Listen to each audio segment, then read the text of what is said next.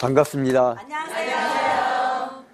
저는 우리 CTS 기독교 텔레비전에서 3대째 목사 간증을 해달라고 이렇게 초청을 해서 나오게 되었습니다. 저희 할아버지 목사님께서는 1960년대부터 70년대까지 대부흥의 역사를 일으켰던 양춘식 목사님이시고 인천 성광교회를 담임하시다가 하나님의 부르심을 받고 소천하셨습니다. 그리고 또 저희 아버님 고 양용주 목사님께서는 청파중앙교회에서 25년간 심호하시다가 이제 하나님의 부르심을 받고 8년 전에 소천을 하셨고 한국기독교 총연합회 공동회장과 그리고 또한 대녀시교 장로회 대신교단 총회장을 2번 역임하셨습니다.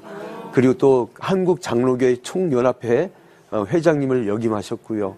또 저희 작은 아버지께서는 해외선교에 굉장히 유명세를 떨치고 있습니다.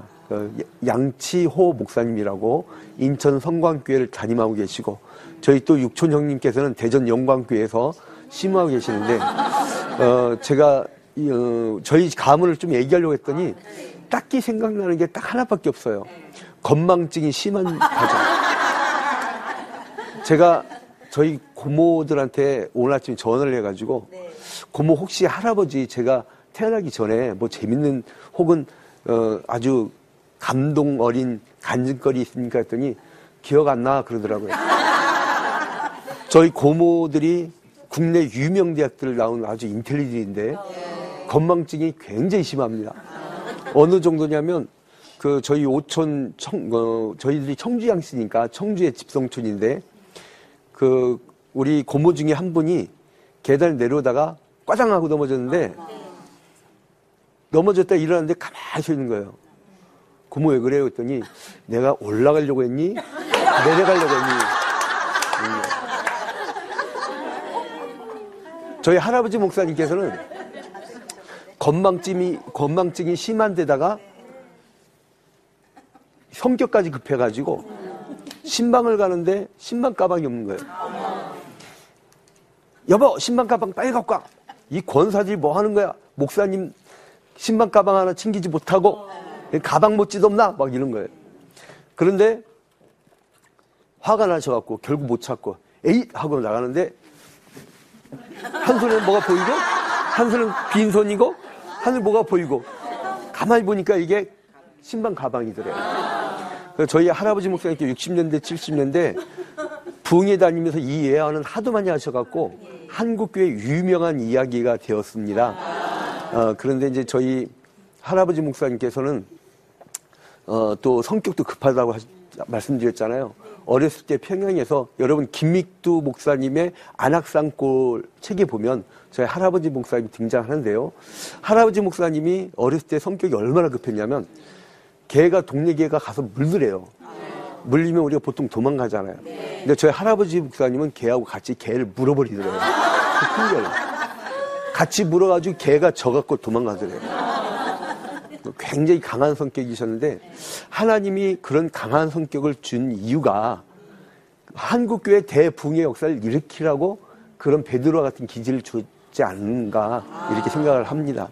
그런데 저희 할아버지께서는 고 양춘식 목사님께서는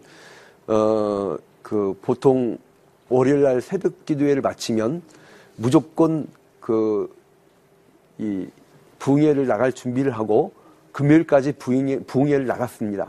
부흥회를 나가면서 월요일날 저녁 7시부터 시작되면 저녁 7시에서 10시 반까지 아마 오늘날 3시간 반 목사님이 설교하면 아마 시험 들 사람들이 대부분일 겁니다. 자기 목사님 30분만 넘으면 그 다음 또 고개를 떨구는 교인들인데 그런데 우리 할아버지 목사님께서 이제 그 다음날 새벽이 되면 새벽 5시부터 7시까지 또 밥 먹고 아침 10시부터 12시 반까지 잠깐 밥 먹고 1시부터 오후 내내 또 성경 공부 그리고 또한 저녁 7시부터 저녁 10시 반까지 또 부흥회 그래서 자기 전에는 목소리가 아주 쇠소리 그런 쇠소리가 날 정도로 열정적으로 복음을 증거했습니다. 그러한 열정을 가졌기 때문에 한국교회가 이렇게 부흥되지 않았는가. 중부권 일대에 부흥의 역사를 일으켰던 저희 할아버지 목사님이고 27개 교회를 개척하셨고요. 충남 서천군 장항읍에서 이제 목회하시다가 갑자기 어느 날 인천으로 가자 그러더래요. 왜 그런가 했더니 하나님께서 그 당시에는 주계장막이라고 해서 중국이 개방되지 않았던 당시입니다. 활짝 열릴 거라고. 비행기도 엄청나게 떠다닐 거라고. 그러면서 무조건 인천으로 오셨대요. 그 벽돌 하나를 놓고 기도하면서 하나님 이곳에 큰 주님의 성전을 지어달라고. 우리 할머니가 얼마나 한심스럽겠어요. 옆에서 보면서 자식들이나 굶기지 말라고 그런 표정으로 봤겠죠. 근데 저희 할머니가 굉장한 또 가문의 분인데 설성동, 그러니까 설자, 성자, 동자 그 할머니가 그 개성 출신이고 그 집안이 거의 다 의사들이에요. 굉장히 고급 가문에서 이렇게 가난하고 배고픈 목회자의 가정에 시집을 왔으니 얼마나 힘들겠어요. 또 생활비도 제대로 갖다 주지 않고 그 돈이 생겼다면 고아나 아니면 가난 신학생들. 그리고 옛날에 대한신학교라고 야간에서 저희 할아버지 장학금을 받고 공부한 사람들이 굉장히 많습니다. 그들 중에는 지금도 저를 돕겠다고, 갚아야 된다고. 이제 이런 분들이 있습니다. 그래서 선친들이 씨를 많이 뿌려야겠구나. 그래서 저는 거저 먹는 것 같아요. 목회도 거저 먹고. 자꾸 거저 먹다 보니까 이마가 자꾸 휘어있는데.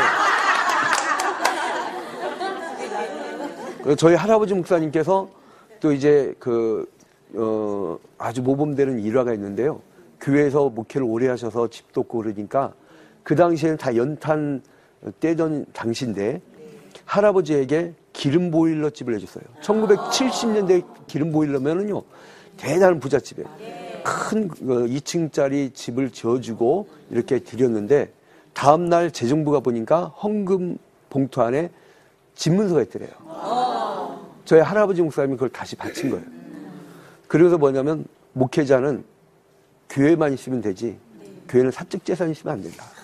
목회자는. 그래서 저희 할아버지께서 돌아가셨을 때에 남긴 재산이 없어가지고요. 저희 작은 아버지하고 고모들하고 저희 아버님이 얼마나 화목한지 몰라요. 그래서 여러분, 우리 성도들의 자녀들이 화목할 수 있는 비결이 하나 있습니다. 그건 뭐냐면 재산 안 물려주면 돼요. 요즘에는 등기를 빨리 넘기면 고려장 당할까 봐 안 물려준다면서요. 그런데 제가 비법을 하나 배웠습니다.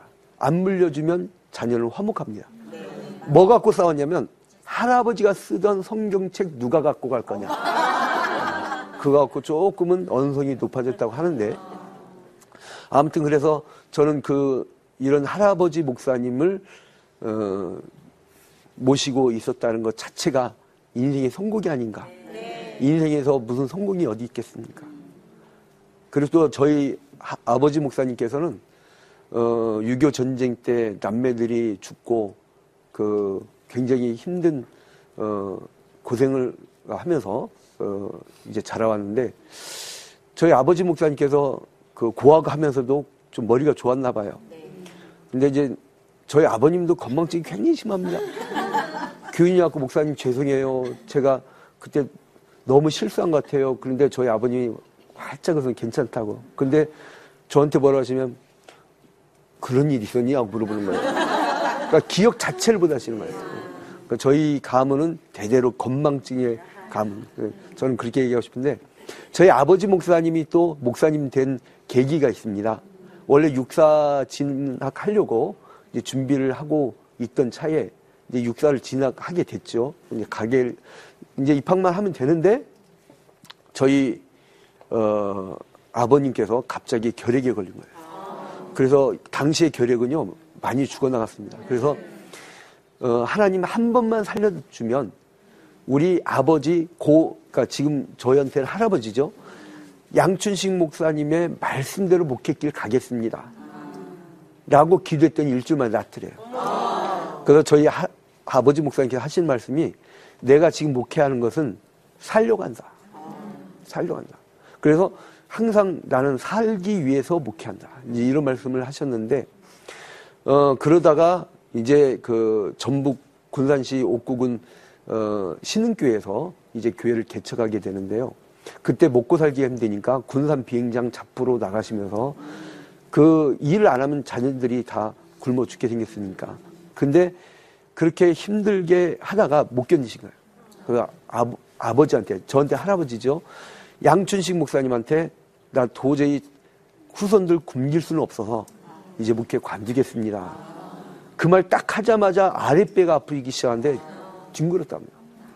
근데 알고 봤더니 몸에 결석이 생긴 거예요. 그래서 할아버지 목사님이 위로의 말씀이나 위로의 기도가 아니라 오히려 혼냈대요. 네가 목회 때려치고 있겠다니까 하나님이 친 거야. 너 그래도 목회 때려치겠니? 그러니까 아버님께서 절대 때리지 않고 끝까지 가겠습니다. 근데요, 그 다음날 소변을 보는데 돌이 이만한 게 뚝 나오더라고요. 그래서 저희 아버님이 뭐라 하시면 나는 살기 위해 목회한다. 그래서 저희 아버님께서 또 약물을 위해서 얼마나 정성을 다 쏟았냐면 지금도 그 아버님 밑에서 있었던 분들이 그때 도움 받은 게 너무나 커서 아들 목사에게 뭐라도 해주고 싶다고 그런 간증들을 합니다. 그러니까 가난한 사람들, 신학생들, 어려운 이웃들을 얼마나 많이 도왔는지. 그래서 돌아가시고 나서 우리가 또 사지가 없는 거예요. 그래서 저희 친형과 우리 누님이 서로 마주보는데 싸울 게 없는 거예요. 너무 화목한 거예요. 너무 행복한 거예요. 뭐 어떻게 하겠어요, 서로. 그래서 저 또 비법을 배웠습니다. 후손을 화목하게 만드는 방법. 유산을 물려주지 마라. 차라리 고아원, 양로원, 교회, 차라리 좋은 기관에다가 헌물하는 것이 더 낫지. 육선이 집에 그득하여 불화한 것보다 가난하여도 화목한 것이 더 나으니라. 저희 아버지 목사님께서는 또 한국교회가 분열되는 것을 안타깝게 생각하면서 이제 연합운동에 뛰어들어가지고요. 한국기독교 총연합회 만들 때 한경지 목사님과 함께 그 만들 때에 주춧돌 역할을 하셨고, 그리고 공동회장까지 하시다가 이제 하나님의 부르심을 받고 소천하게 됩니다. 그래서 나중에는 이제 전북 군산으로 할아버지의 명령에 따라 내려갔다가 다시 충남 서천군 장안금에 올라오셔가지고 목회를 했는데, 거기에서도 목회를 열심히 해가지고 서천군에서는 제일 큰 교회로 성장시켰습니다. 그리고 제가 그 당시에 장항 유치원 다니고, 제가요, 초등학교를 못 나왔습니다. 죄송합니다. 국민학교 나왔어요. 장항, 중항, 국민학교를 나왔는데, 그때 당시에 제가 기억나는 게 저희 아버님 삼천리 자전거를 타고 들로 산으로 논길로 그렇게 열심히 그 신방하고 양들을 찾아다녔던 그 모습. 그래서 다른 게 없구나. 한국교회가 사는 방법 한 가지다. 할아버지 목사님처럼 정말 온몸을 다해서 하루 종일 복음을 증거하는 모습. 저희 아버님처럼 열성을 다해서 목회하면 한국교회 결코 망하지 않는다. 그런데 이제 장항에서 목회를 하다가 저희들 이제 자녀들을 서울로 보냈는데, 저희들이 이제 아무래도 와 있고 그러니까 아버님 목회가 불안한 거예요. 그래서 저희 아버님께서 이제 결국 서울에서 저희 아버님을 모시고 가겠다는 청파중앙교회가 나타났습니다. 그 당시에 그 교회가 신학교 강당을 빌렸었던 교회라서 교회당 건물을 갖고 싶은 것이 꿈이셨고, 그리고 온 정성을 다 거기에 쏟았습니다. 그러다가 신경을 하도만 있어가지고 심장병에 걸려서 이제 그 심장병 걸린 지 수술을 하고 5년 만에 이제 소천을 하시게 된 거죠. 근데 저는 저희 아버님은 여한이 없다고 봅니다. 왜냐하면 그 전날 교인들 김장한다고 해서 직접 트럭도 몰고 부교육자들 계신데, 그리고 이제 저녁에는 다른 교회 재직쌤이랑 인도하시고, 다음날 새벽기도 인도하고, 그리고 화요일날 아침에 교육자 회의를 인도하시다가 거기에서 쓰러져서 순직하셨습니다. 그러면 여한이 없이, 그리고 저희 아버님이 입버릇 저버릇하면 나는 최선을 다해 뛰다가 과로로 죽을 거라고.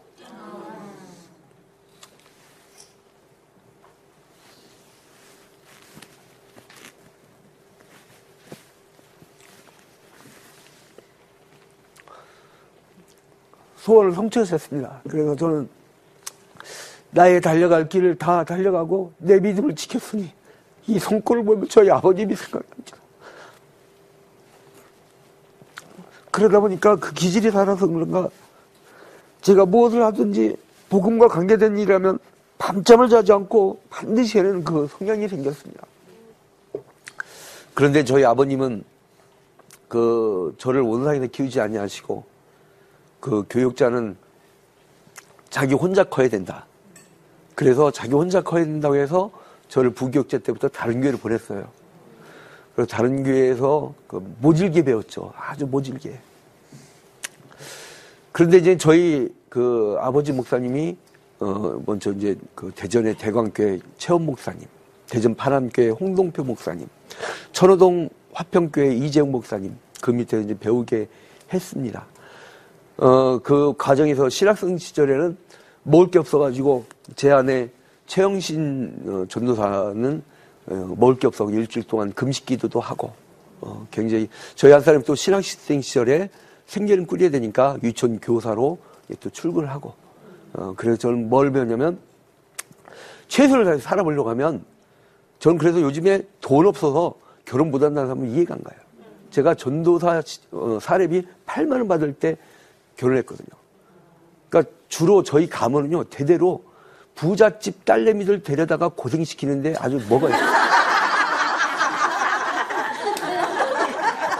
할아버지 목사님은 개성의 큰 부자 의사 가문에 그것도 이화여전 나온 최고 인텔리를 데려다가 그 생고생을 시키는 저희 아버지 목사님은 할아버지 목사님 부흥회 인도하다가 저희 아버지가 하도 가난하고 없으니까 삽교에서 부흥회 인도하다가 삽교에서 제일 부잣집 딸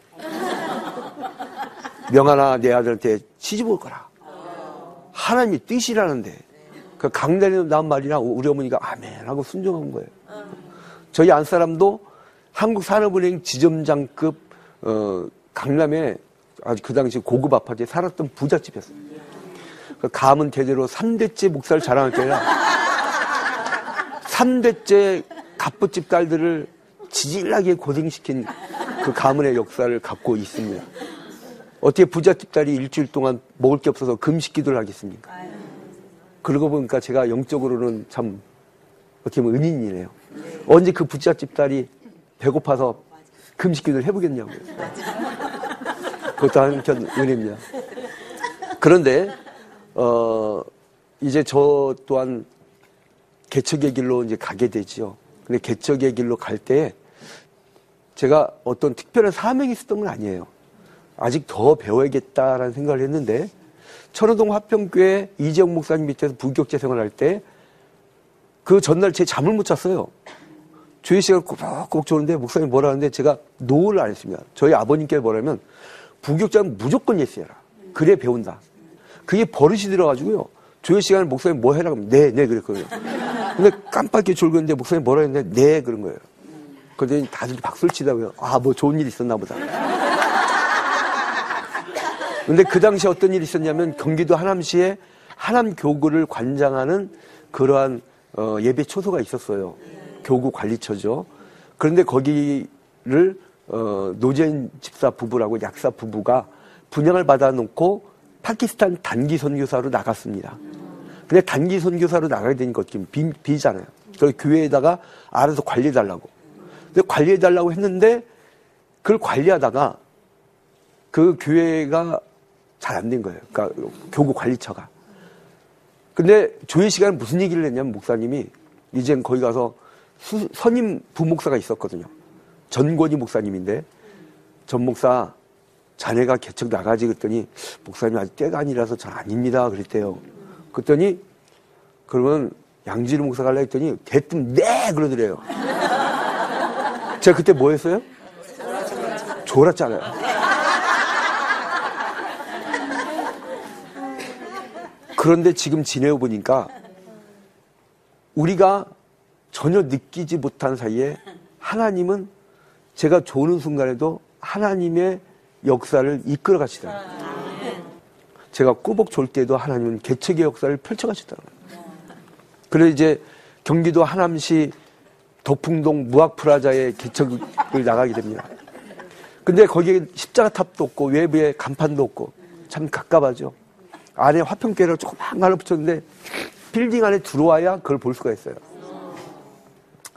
근데 처음에 보니까 탁자 몇 개 있고 앞에 구멍 뚫린 강대상이 있고, 그러니까 아이들이 주일학교 애들이 왜 놀 때 꼭 여기 밑에서 노는지, 또 애들 혼냈다가는 엄마가 시험 들고 혼내지도 못하고 꼭 이 강대상 밑에 애들이 쥐구멍을 좋아합니다. 쥐구멍. 근데 어느 날 피아노 학원 원장이 예배드리고 가더니 어떻게 피아노가 없는 교회가 있냐고. 그래서 피아노를 하는데 해주고, 또 이제 어떤 권사님께서 저희 교회 바로 옆에 찜질방이었었거든요. 그 찜질방에서 다른 큰 교회 권사님이 늦잠 잔 거예요. 주일날 10시 50분에 자기 교회 어떻게 가요. 그러니까 부랴부랴 저희 교회로 뛰어 들어왔는데 와보니까 한심스럽죠. 교회 간판이 있는데 휘장도 없고 아무것도 없으니까 이 양반이 그냥 하염없이 울더라고요. 그러더니 다음날 갑자기 어떤 업자들이 와갖고 막 줄자로 재고 막 그러는 거예요. 인테리어 업자를 불렀다는 거예요, 그분이. 그 휘장도 해주고. 그래서 저는 그 완전 맨손개척인데도 이상하게 하나님께서 까마귀가 물어다 준다는 게 뭔지를 알게 된 거예요. 그러니까 성경을 읽을 때 엘리야에게 까마귀가 물어다 준다는 그거 있잖아요. 그 역사는 지금도 하나님께서 펼치시더라고요. 여러분, 까마귀가 여러분 가정에 아주 까마귀 떼처럼 오기를 주님의 이름으로 축원드립니다. 네. 까마귀 떼가 온 거예요. 그래서 이제 그러다가 그 건물 자체가 이제 경매에 넘어가게 됩니다. 그래서 이제 다 쫓겨나게 돼 있는데 그때 방법이 없잖아요. 그 옥상 올라가고 얼마나 울었는지. 그때 그 전에 저희 아버님한테 전화를 드렸어요. 아버지 교회는 부자 교회잖아요. 아버지 이번만큼은 도와주세요. 천호동 화평교회 이재영 목사님만 지금 3년 동안 그 지원 작정해서 그 교회만 도와주는데 아버지 그래도 양씨잖아요.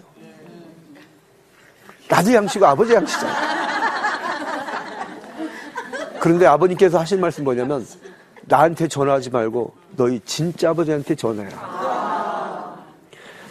근데 저희 아버지는 앞번호가 0인데 저희 진짜 아버지는 번호가 아멘입니다. 그것도 끝에 꼭 예수님의 이름으로 기도합니다. 아멘. 방법이 없잖아요. 그래서 그 빌딩 옥상으로 올라갔죠. 무학프라자 옥상으로 올라갔고 80일간을 전 교인이 작정 기도했습니다. 처음 개척할 당시에 아무것도 없으니까 새벽 4시에 집에서 나와서 저녁 10시까지 교회에서 밥 먹고 그냥 도는 거예요. 복도방도 가고 바둑 친구도 만들고 안 한 건 딱 이거 하나. 이건 못하니까. 이거는 모범이 안 되더라고요. 복도방에서 보니까 젊은 사람이 나이 많은 사람한테 죽으세요. 죽으세요. 도저히 그것만큼 배우면 안 되겠구나. 그래서 이제 이거 빼놓고는 다 해본 거예요. 다 전도를 위해서랑. 3개월을 열심히 전도했더니요. 한 45명 출석을 하더라고요. 처음에. 근데 그 당시에 이제 옥상에 올라가서 기도하기 시작하는데요. 전 놀란 걸 체험했습니다. 인간 난로를 경험했어요. 우리가 얼마나 절박했으면, 얼마나 뜨겁게 기도했으면, 저희 안 사람도 같지만, 기도하고 나니까 수북히 쌓였던 옥상의 눈이 제 주변에 이렇게 녹은 거예요. 우리 주변에. 그렇게 맨날. 그래서 거기 하늘 향해서 주여, 주여 외쳐. 주님 살려달라고. 주여, 주여. 주여밖에 할 소리가 뭐가 있겠습니까? 마치 애굽 땅에서 히브리인들이 외쳤던 고함처럼 그냥 주여 맞춘 거예요. 근데 저 밑에 동네에서 경매에 넘어간 빌딩 옥상에서 주여라고 안 들린 거예요. 그 사람들은 죽여 죽여 그 민원이 들어왔습니다. 자꾸 민원이 들어오니까 주인이 내가 옥상에 져줄 테니까 제발 그만하라고. 그래서 교회당 50평, 선교관 50평을 이렇게 지어줘서 선교관에다가 그 당시 IMF 당시에 실업극복 국민운동본부, 하남광주운동본부 공동대표를 맡으면서 그 실직자 자녀들 중학생들 50여 명을 교육시켰었습니다. 외대 그 동문 아이들이 와서 해주고 또 고대 동문 쪽 이제 이런 사람들이 와서 도와주었죠. 그런데 그 아이들이 사고를 치고 말았어요. 교회 전화 060을 막 돌린 거예요. 왜? 공짜니까. 막 돌려가지고 그 어려운 개척교회가 전화비가 어마어마해요. 수백만 원 나오니까 우리 재정부 순종 잘하는 사람들이 다 시험이 들어버린 거예요. 이제 아무튼 그렇게 열심히 또 사역을 했었고, 그러던 와중에 또 우리 로컬 처치, 즉 지역교회 현재는 초유화평교회지만 당시 하남화평교회였어요. 그 화평교회에서 그 로컬 처치도 힘들게 맨손 개척을 했는데, 우리가 하남 YMCA, 그 당시 성남 YMCA에서 온 사람이 누구냐면 안창도 집사라고, 그분이 우리 사무총장을 맡았는데, 그 파라처치, 그러니까 개교회를 초월한 교회, 파라처치도 맨손 개척했어요. 그 사람이 YMCA 만들자는데 제가 그랬죠. 저랑 마인드가 같다고. 그럼 목사님 많이 밀어달래요. 밀어는 달라고 하는데 개척교회 목사가 뭐가 있어요? 그래서 둘이 손잡고 기도하자고 했죠. 그리고 횟집, 망한 횟집 2층 사무실 비어있더라고요. 저는 월세도 전세도 아니고 남의 사무실 대실 빌리는 데는 아주 은사가 있습니다. 혹시 여러분 주변에 맨손을 개척하고자 하는 분들은 제가 노하우를 전수하겠습니다. 그러니까 그 파라처치도 맨손 개척한 거예요. 그래서 오늘날 이제 그 10여 년이 지나고 지금 하남 YMCA가 쟁쟁한 이사장님들 거쳐가시고, 이사님 중에는 하남에서 두 번째 가는 큰 부자도 있고, 그 매년 드림 Y라고 청소년 봉사단이요, 매년마다 150명씩 와요. 교장 선생님들이 애들 우수한 학생들을 보내줍니다. 봉사한다고. 그리고 굉장히 파라처치도 부흥됐습니다. 그러다가 이제 그 덕풍동에 있다가 하나님께서 뜻이 있으셔서 이제 우리를 이동시킨 거죠. 근데 아무튼 그 사람들이 주여 소리를 죽여라고 듣는 바람에 큰 축복을 받고, 그리고 또 이제 경매 넘어간 그 동시에 또 가만히 있질 못하거든요. 기도하면 뛰어다녀야죠. 그래서 이제 고향 선배인 서춘성 장로님한테 마침 그분이 유선방송을 그만둔다는, 성동 유선방송을 그만둔다는 정보를 얻은 거예요. 돈 있다는 소식을 딱 듣고 빌딩 사세요. 저 하나 살자고 빌딩 통째로 사겠습니다. 그분은 제 덕에 엄청난 부자가 됐습니다. 하나님에서. 그래서 이제 어느 날 또 노예에서는 외진 곳에 힘들어서 목회를 그 지역에서는 그만둬야 될 목사님이 생겼습니다. 그래서 거기로 가는 게 어떻겠느냐 물어보더라고요. 그래서 우리 교회랑 합치래요. 가까우니까. 그런데 노예 목사님들 의견이 뭐냐면, 거기 가는 목사는 바보래요. 왜 분당이나 신도시 가지 왜 거기를 하냐고. 저는 모르고 가봤더니 실제 그래요. 아주 외길 2차선 다니고 꼬불꼬불 꺾어질 때마다 무덤이 있습니다. 꺾어질 때마다 무덤이 있고. 그리고 이제 차를 끌고 올라가다 보면 차가 내려온 차가 마주치면요, 이 백을 내줘야 돼요. 뒤로 가줘야 되는데 한참 갔다가. 그러니까 교인들이 교회 오려고 하면요, 어떨 때는 그 1시간 넘게 걸릴 때도 있었어요. 그러니까 거기다 가보니까, 그렇게 가보니까 더 기가 막힌 게 양철지붕 교회예요. 새마을운동 당시 파란 지붕 아시죠? 네. 근데 거기에 기둥을 세보니까 12개예요. 조그마한 교회당에 기둥 12개. 한심스러운 거죠. 성가대석 제일 뒤에 보니까 남자가 기역자를 꺾어줘야 성가를 할 수 있는. 그리고 이제 비만 오면은 바닥에 물이 찰랑찰랑 차는 거예요. 근데 저희 아버지 목사님이 아들이 통합을 해가지고 교회가 좀 커졌다고 아버지가 왔다가 울고 가셨어요. 세상에 21세기 이런 것도 있냐고. 그런데 하나님께서 저를 보낸 뜻이 있더라고요. 징표로 우리가 통합해서 간 해에 바로 2차선 도로가 뚫리고, 우리 초유동이 놀라운 지금 변화가 일어나고 있습니다. 1km 밖에 삼성 엔지니어링 들어왔는데 굉장한 변화들이 지금 일어나고 있어요. 그런데 그 양철지붕에서 50만 원 월세인데요, 거기에서 또 주인이 나가라네. 하여간 쫓겨나고 경매당하고 뭐 그런 어려운 경우에는, 근데 가만 생각하니까 그런 경험을 하게 한 하나님이 참 감사하더라고요. 왜 그러냐면, 제가 만약에 저희 할아버지 목사님 4,000명 교회, 아버지 목사님 1,500명 교회, 그 힘을 의지하거나 혹은 요즘에 논란 많은 세습이라든가 이런 데 얽혀 있었다면 제가 그 가난한 교회들의 마음을 어떻게 알았겠어요? 그 월세 교회 처절함, 그리고 또 가난한 교회는요, 가난한 사람들이 와요. 그 가난한 사람들의 구석구석까지 어떻게 알겠냐. 그 얼마나 감사하냐면 그 어려운 이웃들의 그 아픔을 알게 된 거예요. 또 가난한 교회의 아픔. 한국 교회에 300명, 재적 300명이 넘는 교회가 7%입니다. 사례비 100만 원 이상 받는 목사님들이 10%가 안 돼요. 90%가 100만 원 이하. 그렇게 어렵게 사는 그들의 심정을 알게 됩니다. 이것은 또 하나의 은혜다. 왜냐하면 비싼 등록금 주지 않고 배우게 된 거니까. 그런데 하나님께서 그 양철지붕마저 쫓겨나게 해요. 그래서 우리 교인들이 찬양 예배 때 원을 그려가지고 하늘 쳐다보고 오늘 기도한 거죠. 그때도 주여 주여 했는데 그 양철지붕은 그 빌딩 옥상 가는 난리 들리질 않아. 차라리 죽여라고 들렸으면 뭐 좋은 일이라도 있을 텐데 그냥 한없이 우는 거죠. 한없이. 그때 얼마나 울었는지 몰라요.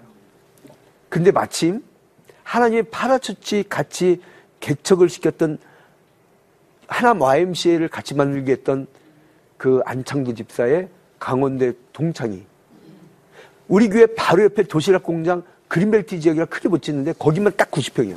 굉장히 넓은 도시락 공장을 그만두고 떠난다 이거예요. 제가 그랬죠. 가자. 그랬더니 가기는 어딜 가냐. 우리 교회 돈이 어딘데. 가면 하나님이 주시라고. 그래 무조건 간 거예요. 가서 또 이제 거기서 우리가 5년 있다가 또 주인이 나가라네요. 이유는 뭐냐면 월세 올려달라는데 올려달라고 할 때 올려도 줍니까? 능력이 아니까 못 올려요 했다가 괜히 그 말 했어요. 나가래요. 나가라고 했는데 오갈 데가 없게 됐잖아요.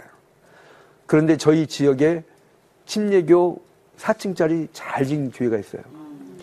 이제 그 바로 100평에 4층짜리 잘 지은 교회당인데 그 목사님한테 제가 한참 기도하고 응답을 안 온 거예요. 응답이. 근데 응답이 자꾸 오는데 뭐냐면 아구찜 가서 밥을 먹어야겠다는 응답만 오는 거예요. 이상하게. 그래서 우연찮게 정문수 목사님을 동네에 만났는데 목사님 내가 아구찜 사줄게요. 제 돈이 어디 있습니까? 근데 가서 먹자고 했죠. 그 아구찜 집이 저희 교회 권사님 가게였어요. 그러니까 뭐가 가능해요? 아구찜 먹으면서 그랬죠.